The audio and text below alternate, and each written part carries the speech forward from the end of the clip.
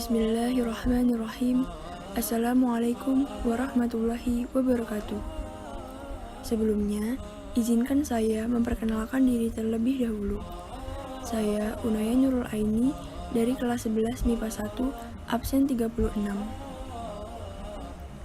Pada kesempatan kali ini, Alhamdulillah, Allah masih memberikan waktu bagi kita untuk bernapas dan menikmati kehidupan di dunia ini.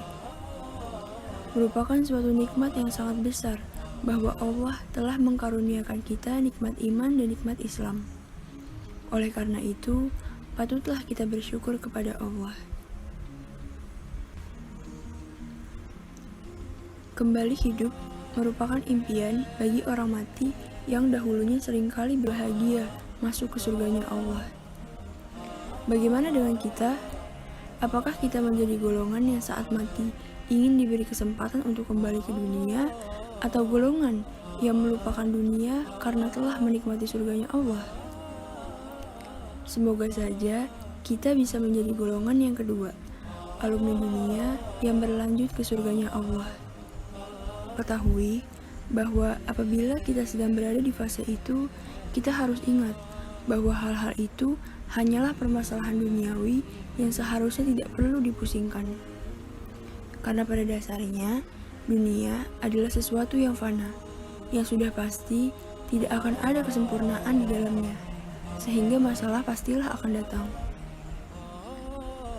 Masalah-masalah itu merupakan bagian dari ujian Allah yang akan mengukur sejauh mana iman kita kepadanya. Orang yang baik adalah orang yang selalu husnuzon kepada Allah, berserah diri kepada Allah atas semua yang terjadi, yang tentu saja sebelum berserah, ia berikhtiar terlebih dahulu. Allah tidak akan menguji kita tanpa sebab. Mungkin kita sedang jauh sama Allah, lalu Allah rindu dengan kita, sehingga Allah memberi kita cobaan yang bikin kita kembali kepada Allah. Semudah itu bukan husnuzon, tetapi kenapa banyak orang yang malah memperumit masalah mereka dengan menyelesaikan itu semua secara tidak baik? Seperti mengalihkan diri ke hal-hal yang dilarang oleh Allah, melakukan maksiat, dan bukannya mendekat kepada Allah. Apa yang salah dengan mereka? Di mana mereka memosisikan Allah pada saat itu? Mungkin mereka sudah menyebut asma Allah, sudah berzikir. Namun mengapa mereka seakan lupa dengan kekuasaan Allah? Allah lah yang menciptakan kita, sehingga Allah yang paling tahu apapun yang terbaik untuk kita. Seharusnya kita tidak khawatir dengan pilihan Allah. Allah berfirman dalam Quran Surah Al-Baqarah ayat 216. Bismillahirrahmanirrahim.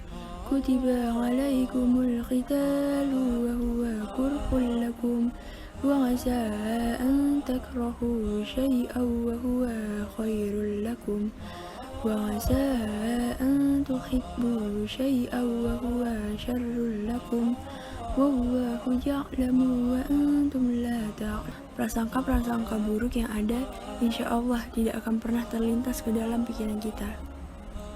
Saat kita sedang ditimpa masalah atau ujian oleh Allah, mintalah kepada Allah untuk diberikan petunjuk ke jalan yang benar. Sebagai umat muslim, petunjuk hidup kita adalah Al-Quran. Allah telah memberikan penuntun hidup secara lengkap di dalam Al-Quran, sehingga cukup kita yang bersedia menjalankannya. Bagaimana cara kita hidup, bagaimana cara kita mengisi hari-hari kita, itu sudah tertera di dalam Al-Quran. Maka seharusnya apabila masalah-masalah terjadi, yang perlu kita lakukan adalah kembali menyelaraskannya kepada Al-Quran. Dalam hidup, tiap-tiap dari kita pasti pernah merasa kecewa, atau mungkin saat ini bahkan sedang merasa kecewa. Kecewa karena apa? Kebanyakan dari kita merasa kecewa karena telah menaruh banyak harapan kepada suatu makhluk. Padahal kita tahu bahwa hal itu merupakan sesuatu yang sia-sia, yang tidak ada jaminannya. Sehingga seharusnya kita siap dengan semua kekecewaan itu. Rasulullah SAW pun pernah Al-Muzammil. Allah meminta Rasulullah untuk sholat dan bersabar.